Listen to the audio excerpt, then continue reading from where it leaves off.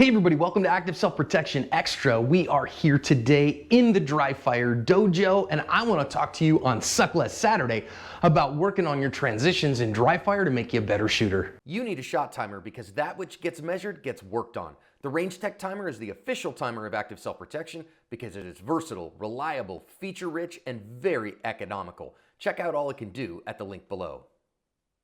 So again, when we talk about Suck Less Saturday, usually this is Neil's purview, but I'm taking over for today.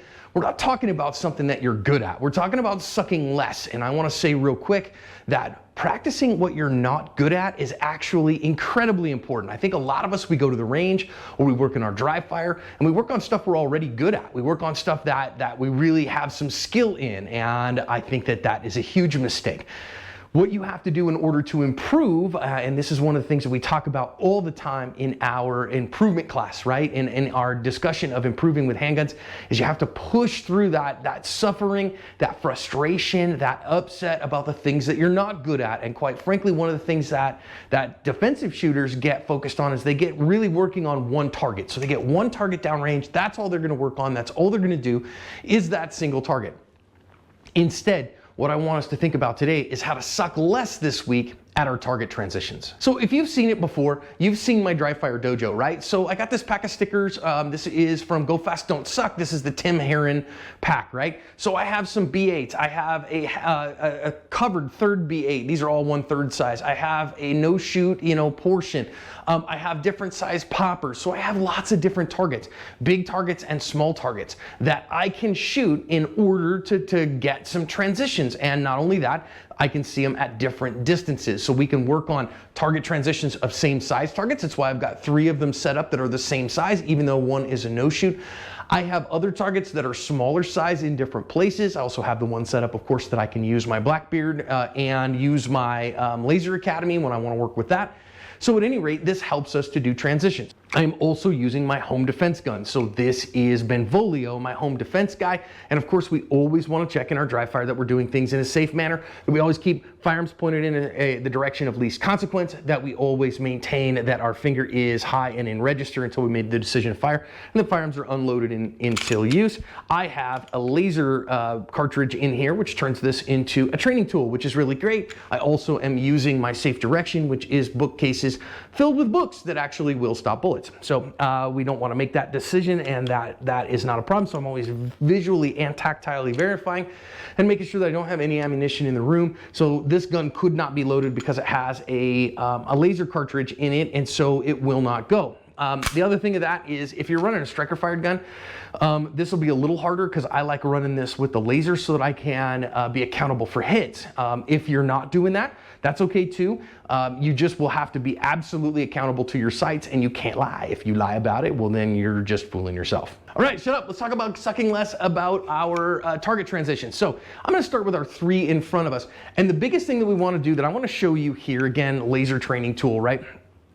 Is that when I'm going from one to another, so if I'm coming to the camera from an off target, here is my target over here, and first I move my head and my eyes, then I move the gun. So this is a big deal. Now when I'm gonna go to something else, move my eyes to it, bring the gun to it. What happens otherwise, if I bring my sights with me, if I bring my gun with me, what tends to happen is I come this way, overshoot, and come back. So if I do that at speed, what you'll see is you'll see me come that way and have to bring it back. Instead, what I can do here is if I'm off, I look first, bring the gun right to it. My body kind of knows how to kind of set that last little bit at the end. And it's really that simple. So if it's a short transition, I might just bring my eyes first and then bring the rest of me. So I might, and if I'm a short transition here, eyes first, then gun comes to it. So here we go, eyes first, gun comes to it.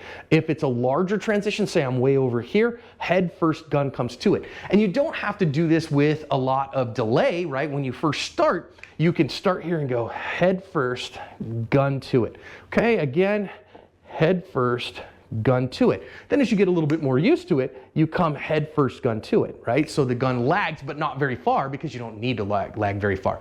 So let's say it's doing it in a little bit of speed, right? So if I'm here, I'm using a double action gun so you can actually maybe see the hits on my targets. I can come here and go, okay, so there's the first target, great. I'm gonna come here, get the hit, transition, transition. Great, got 3 alphas there exactly like I wanted. Eyes first. Now they're fairly short transitions, so I'm not moving my head very far, I'm just moving my eyes, right? I'm getting a heavier trigger press on the second one, but that's fine, it's dry fire, we're having a good time. So here we are, again, shooting A zones. I am at the equivalent of 7 yards, just FYI. So this is 7 feet from my targets, and that gives me the equivalent of 7 yards because they're 1/3 scale. All right, so here we are. Again, we're gonna go click, see our eyes first. Ooh, bad trigger press, got my alpha on the second one. Really kind of hesitated on that second trigger press. Let's try it again, see if I can do a little better. All right. Felt good about that, especially about the third one. Okay. All right, got a Charlie on that third one. Called the Charlie on the third one, just let it fly. It just stopped a little bit soon.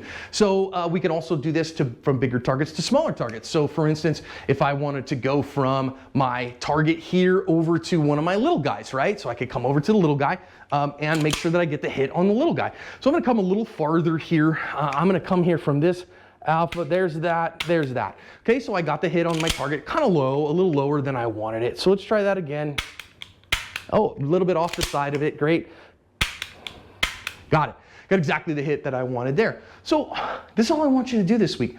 I want you to work on some target transitions. Use your dry fire setup, right? I mean, if you can get to the range and do this, by all means, get to the range and work on some target transitions between targets. But even if you have dry fire, if you have something like a laser cartridge, you can get these online. Get them from Mantis, for gracious sakes. Good dudes, and they do good work. You can use this with a good safe backstop, and if you want, you can get some of the Go Fast Don't Suck targets. You don't have to have those, but they're kind of cool. You could just put up a couple of targets on your own and then work that eyes gun, and then you manage grip being the master, sight setting your pace, trigger being the servant for when you drop it. So one more time, again, my grip is the master. I've got all the grip that I'm gonna do. I shoot when I see the sights and keep going through. Great, let's do it again. Let's do it the other way.